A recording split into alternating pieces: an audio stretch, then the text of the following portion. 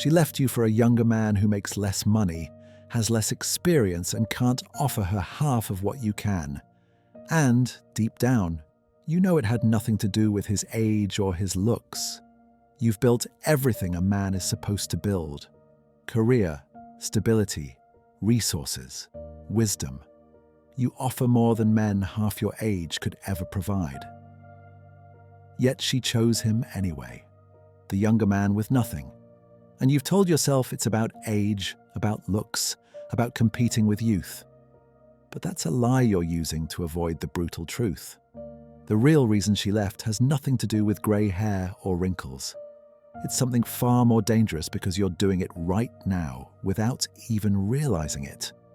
And every day you don't fix this, you become more invisible to the women you actually want. Here's something that happens to almost every successful older man, and most never see it coming. Somewhere between building your career and establishing your life, you made a subtle shift in how you approach women. You stopped leading with desire and started leading with what you can offer. You stopped being the man she wants and became the man she needs.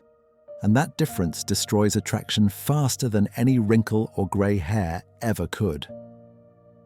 Think about how you dated when you were younger. You had nothing. No impressive career, no financial security, no established life to offer. All you had was raw masculine energy, confidence that came from nowhere, and the audacity to pursue what you wanted without apology. You didn't convince women to be with you by listing your credentials. You made them feel something they couldn't explain. You created tension, excitement, uncertainty. You were unpredictable, dangerous in the best way, fully alive. Now, look at how you approach women today. You talk about your career, your home, your stability. You position yourself as the safe choice, the smart choice, the man who can provide the life she wants. You've weaponized your success, using it as proof of your value. And the moment you do this, you stop being a man she desires and become a resource she evaluates. Women don't leave older men because they lack resources. They leave because the man disappeared behind the resume. Because security replaced passion. Because somewhere along the way, you forgot that attraction isn't built on what you can provide. It's built on who you are when everything else is stripped away. Here's what most older men don't understand about their success. The resources you've built, the stability you've created, the life you can offer, these things should be the foundation, not the attraction. But you've made them the entire pitch.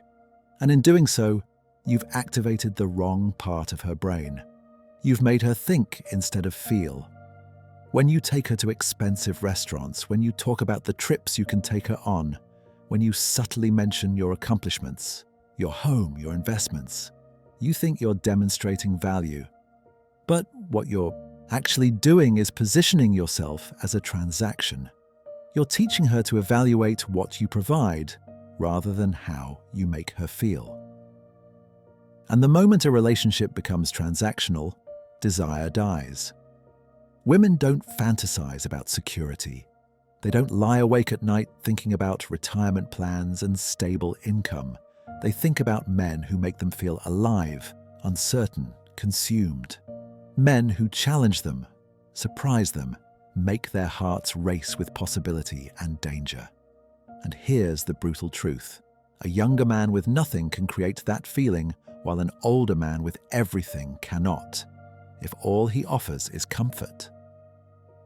This is why she'll choose the struggling musician over the successful executive. Why she'll pick the man who lives in a tiny apartment, but makes her laugh until her stomach hurts over the man who can give her the world, but makes her feel like a well-managed asset. You've spent decades building resources, but resources without desire are just a very expensive friendship. And she didn't come to you looking for a friend. She didn't leave you for a younger man because of his age. She left because of his energy, because when he walks into a room, something shifts. There's an aliveness in him that's magnetic, a raw vitality that makes people turn their heads. And when you're honest with yourself, you know you've lost that. Not because you're older, but because you've let life drain it out of you. Watch how younger men move through the world. There's an enthusiasm, a hunger, a sense that everything is still possible.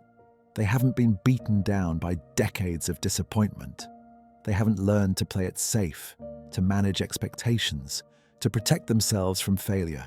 They're still willing to risk, to dream, to charge headfirst into uncertainty. And that energy is intoxicating to women because it makes them feel alive by proximity. Now watch how most older men move, slowly, carefully, like they're conserving energy for some future that never comes. They sit when they could stand. They decline when they could accept. They explain why things won't work instead of figuring out how they could. Every movement, every word, every decision broadcasts the same message. I'm winding down.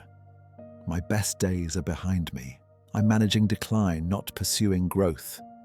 Women feel this energy deficit immediately. It's not about your body, it's about your spirit. The younger man she chose might have less money, less experience, less everything. But he has something you've unconsciously surrendered. The belief that the best is still ahead. That life is an adventure, not a countdown. And that energy, that aliveness is worth more than any resource you can offer. There's a specific moment when an older man becomes invisible to attractive women, and it has nothing to do with his age. It's the moment he resigns, the moment he decides that life is about maintaining what he has rather than pursuing what he wants. The moment comfort becomes more important than growth. And women can sense this resignation the second you walk into a room. You've stopped taking risks. You know what you like, and you stick to it. Same restaurants, same vacation spots, same conversations, same weekend routine. You call it wisdom, experience, knowing what works. But what she hears is, I've stopped exploring, I've stopped evolving, I've chosen predictability over possibility. And predictability is the death of desire. Listen to how you talk. How often do you say, I used to, instead of, I'm going to? How often do you explain why something won't work instead of being curious about how it could? How often do you reference your past instead of your future? Every time you do this, you're telling her that your story is already written, that the exciting chapters are over, that all that's left is reruns. The younger man she's drawn to hasn't resigned. He's still becoming, still discovering, still willing to look foolish in pursuit of something new. He doesn't know better, so he tries anyway. And that energy of perpetual becoming is magnetic because it promises growth, adventure, transformation. While you promise stability, he promises evolution. And she chose evolution. Not because it's smarter, but because it's alive. You think the conversation went well. You talked about your career, asked about hers, discussed travel, shared stories from your past, maybe threw in some wisdom you've accumulated over the years. You were interesting, articulate, experienced. And yet, you can feel her energy fading before the check arrives. Her responses getting shorter, her eyes wandering, her phone suddenly becoming more interesting than you. Here's what happened. You had an interview, not a conversation. You asked predictable questions and gave predictable answers. You stayed in safe territory where you could demonstrate your accomplishments, your knowledge, your stability. You avoided anything that might create discomfort, disagreement, or uncertainty. And in doing so, you created something worse than conflict. You created boredom. Attractive women have these exact same conversations with every older man they meet. The same questions about work, the same stories about travel. the same subtle flexing disguised as casual conversation. You think you're building connection, but you're following a script she's heard 100 times. There's no surprise, no tension, no moment where she thinks, "I didn't expect him to say that." The younger man she's texting right now might say something stupid, controversial, playful, even offensive, but at least he's creating a reaction. At least she doesn't know where the conversation is going. At least there's tension, unpredictability, the possibility that anything could happen next. You gave her certainty. He gave her curiosity. And curiosity will always win over comfort when it comes to attraction. Because safe conversations create friendly acquaintances, not desire. You've been in enough relationships to know what causes problems. You've learned which topics to avoid, which battles aren't worth fighting, which opinions to keep to yourself. You've developed the skill of reading a woman's mood and adjusting accordingly. You think this experience makes you better at relationships, but it's actually destroying your attractiveness. Because somewhere in all those years, you stopped being authentic and started being strategic. You stopped saying what you actually think and started saying what keeps the peace. You learned to seek approval, to smooth over tension, to make yourself smaller to avoid conflict. And every time you do this, she loses a piece of respect for you that she can't even articulate. Watch what happens when she disagrees with you. You immediately soften your position. You explain that you see her point. You find middle ground that requires you to abandon your actual opinion. You think you're being mature, evolved, emotionally intelligent. But what she sees is a man who won't stand for anything. A man who values her approval more than his own perspective. A man who's been trained to comply. The younger man she's interested in hasn't learned these lessons yet. When she challenges him, he pushes back. When she disagrees, he holds his ground. He's willing to create tension, to risk her disapproval, to let conflict exist without immediately trying to resolve it. And that willingness to potentially lose her by being himself is far more attractive than your willingness to twist yourself into whatever shape keeps her comfortable. Your experience taught you how to avoid losing women, but in the process, it taught you how to never truly win them. Stop worrying about your grey hair and your wrinkles. She's not rejecting you because you don't look 25. She's rejecting you because you move like a man who's already given up. Your body is telling a story you don't even realize you're broadcasting, and that story is killing any attraction before it begins. Watch yourself walk into a room. Are you standing tall or are your shoulders rounded forward from years of sitting at a desk? Do you move with purpose or do you shuffle? Do you take up space confidently or do you make yourself smaller, apologizing for your presence before you even speak? Do you move like a man who owns his body or like a man who's just inhabiting it until something breaks? This isn't about fitness. You can be in decent shape and still radiate defeat through your posture, your gait, your energy. It's about whether your body communicates vitality or decline. Whether you move through space like someone who's still engaged with life or someone who's just waiting for it to be over. The younger man she chose might not be in better shape than you, but he moves differently. There's an ease, a confidence, an unself-conscious physicality that comes from still feeling at home in his body. He hasn't started treating his body like a liability. He hasn't begun moving carefully, protectively, like he's managing an injury that hasn't happened yet. Your body language speaks louder than any words. And right now, it's saying you've resigned, that you're tired, that the fire is gone. And no amount of success or resources can overcome the message. Your physical presence is broadcasting every single day. You've arrived. You built the career, accumulated the wealth, achieved the goals you set decades ago.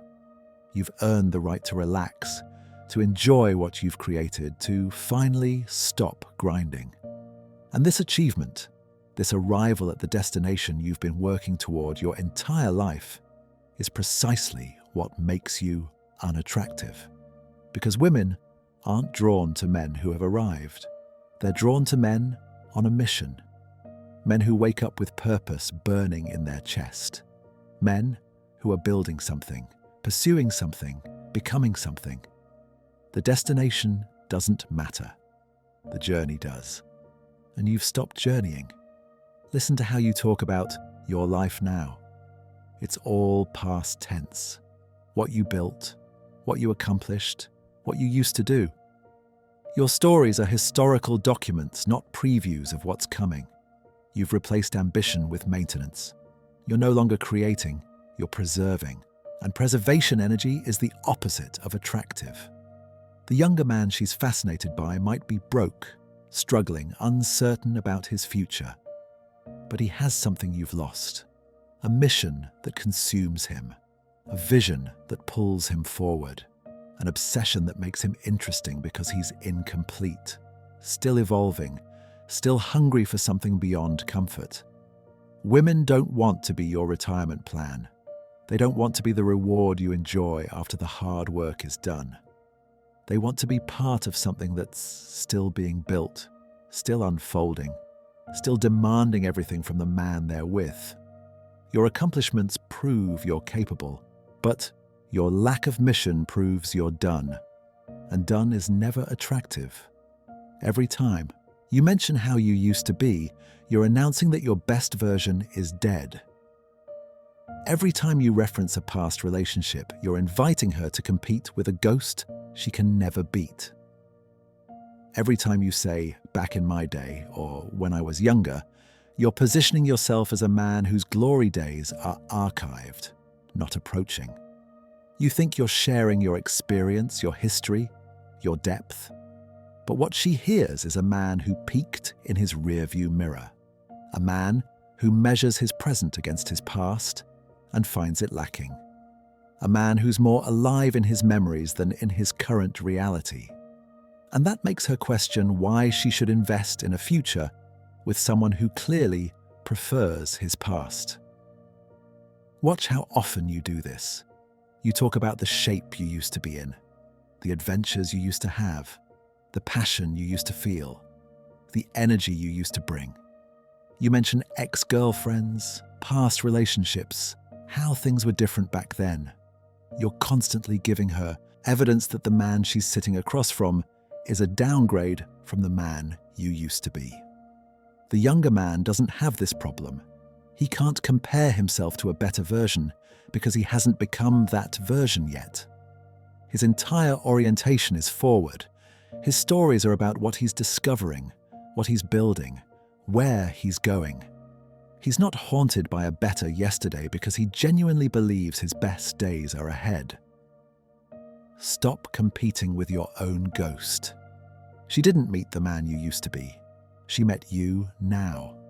And if now is just a faded copy of then, why would she stay? Here's what changes everything. Stop trying to compete with younger men on their terms and start leveraging what only age can give you. The combination of experience and aliveness, resources and hunger, wisdom and recklessness. The older men who remain magnetic to attractive women aren't the ones pretending to be young.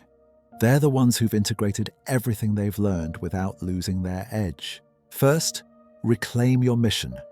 Not a retirement hobby, not something to pass time. A real mission that scares you, that demands everything, that makes you willing to risk the comfort you've built. Start building something again. Create, pursue. Become obsessed with growth in a way that has nothing to do with her. Second, lead with desire, not resources. Stop positioning yourself as the smart choice and start being the choice she can't explain. Your success should be invisible until she's already captivated. Let her discover your accomplishments. Don't lead with them. Third, move like you're dangerous.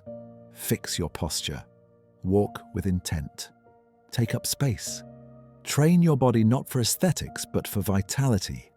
Move through the world like a man who still has something to prove, not to her, but to himself. Fourth, create tension. Stop smoothing everything over. Disagree, challenge her, hold your ground. Let conflict exist. Show her that keeping you requires her to show up at a higher level, that your approval isn't guaranteed. Fifth, kill the nostalgia. Stop referencing who you used to be.